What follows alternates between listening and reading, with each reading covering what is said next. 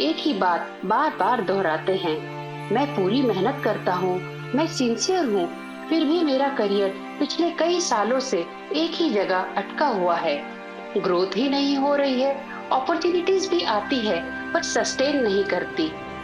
हाय, मैं हूँ Punita Sethia from box to joy. आज मैं आपको 3 छुपे हुए कारण बताऊंगी जो करियर को ब्लॉक करती है, और वीडियो के एंड में एक छोटा सा सेल्फ चेक भी दूंगी जिससे आप समझ पाएंगे कि आपके केस में सबसे ज्यादा कौन सा कारण मैच करता है। और हाँ, यह सिर्फ मोटिवेशन वाली बात नहीं है, यह बात है क्लैरिटी की। सबसे पहले तो हम मेहनत और दिशा का अंतर समझते हैं। मेहनत और सही दिशा दोनों अलग चीजें होती है।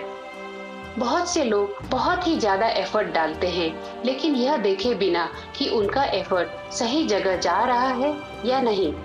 जब दिशा स्पष्ट नहीं होती तो ज्यादा मेहनत करने के बाद भी रिजल्ट नहीं मिलते, और जब रिजल्ट नहीं मिलते तो दिमाग अपने आप ही सोचने लगता है शायद मैं ही कमजोर हूँ, जबकि कई बार समस्या आप नहीं, आपका पैटर्न होता है। अब इस समस्या का कारण समझते हैं। इसका सबसे पहला और सबसे मुख्य कारण है गलत प्रकार का काम। जी हाँ, आप जिस रोल में है वह आपकी नेचुरल स्ट्रेंथ को सपोर्ट ही नहीं करता। आप काम तो कर रहे होते हैं, लेकिन आप अपने काम को एंजॉय नहीं कर पाते, जिससे आपके अंदर से ऊर्जा धीरे धीरे ड्रेन होती जाती है। इसके कुछ आसान से संकेत होते हैं, जैसे काम हो रहा है लेकिन आपको सेटिस्फैक्शन नहीं होता, परफॉर्मेंस ठीक है लेकिन मन भारी सा लगता है, वीकेंड्स में भी दिमाग ऑफ ही नहीं हो पाता, आप ग्रो करना चाहते हैं लेकिन बॉडी और माइंड दोनों ही साथ नहीं देते। यहाँ समस्या मेहनत की नहीं होती, समस्या होती है अलाइनमेंट की।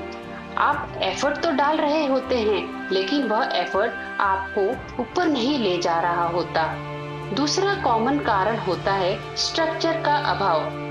बहुत से लोग करियर डिसीजन किसी भी क्लियर सिस्टम के बिना ले लेते हैं, कभी मूड के आधार पर, तो कभी डर यानी फियर के आधार पर, और कभी कभी किसी की एडवाइस के आधार पर वह अपना करियर डिसीजन ले लेते हैं। इसके संकेत हैं, हर 6 महीने में इनका प्लान बदल जाता है, गोल्स क्लियर नहीं होते, बस कुछ बड़ा करना है, बस यही इनके दिमाग में चलता है। डिसीजन रिएक्टिव होते हैं, समस्या आई कदम उठा लिया, कभी थोड़ा ऊपर तो वापस फिर उसी जगह पर। आप बिजी तो बहुत रहते हैं, लेकिन प्रोग्रेस के नाम पर कुछ भी नहीं। लॉन्ग टर्म ग्रोथ के लिए प्लानिंग और स्ट्रक्चर बहुत जरूरी होते हैं। स्ट्रक्चर का मतलब स्ट्रिक्ट रूटीन नहीं, स्ट्रक्चर का मतलब है मैं क्या बिल्ड कर रहा हूँ और कैसे बिल्ड कर रहा हूँ। तीसरा छुपा हुआ कारण होता है स्किल तो है लेकिन पहचान नहीं। जी हाँ, स्किल स्ट्रांग है, आउटपुट भी अच्छा है, लेकिन रिकॉग्नाइजेशन नहीं है। आप काम तो बहुत अच्छा करते हैं, लेकिन आपका काम दिखता ही नहीं। इसके संकेत को समझते हैं। आप डिलीवर कर रहे हैं, लेकिन किसी को भी इसका इम्पैक्ट समझ ही नहीं आता। आपका काम टेकन फॉर ग्रांटेड हो जाता है। आप बिजी रहते हैं, लेकिन क्रेडिट किसी और को मिल जाता है।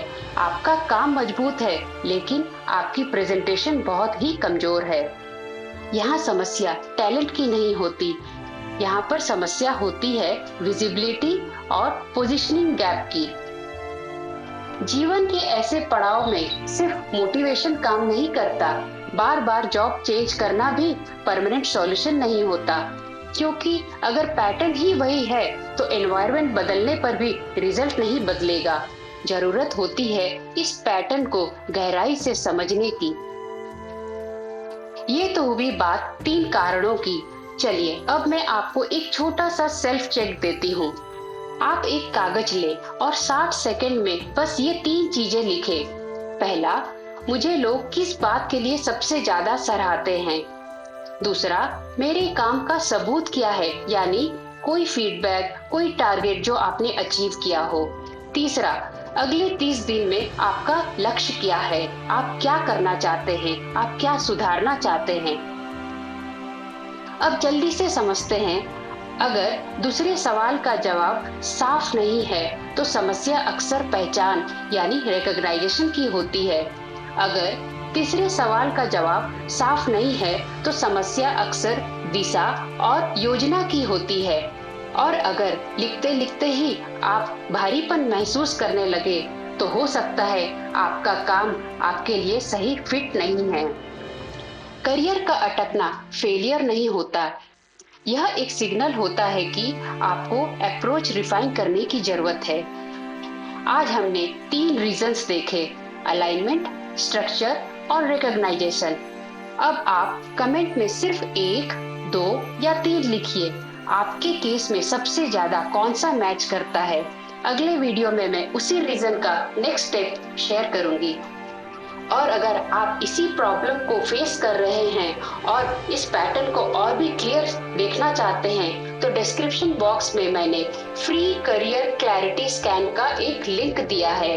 बस उसमें सिर्फ 10 सवाल है जो आपको बहुत ही ऑनेस्टली आंसर देने हैं। आपके आंसर्स हमारी एक्सपर्ट टीम रिव्यू करेगी और आपको रिजल्ट्स आपके व्हाट्सएप पर 24 घंटों में ही भेज देगी। चलिए आज के लिए बस इतना ही। धन्यवाद।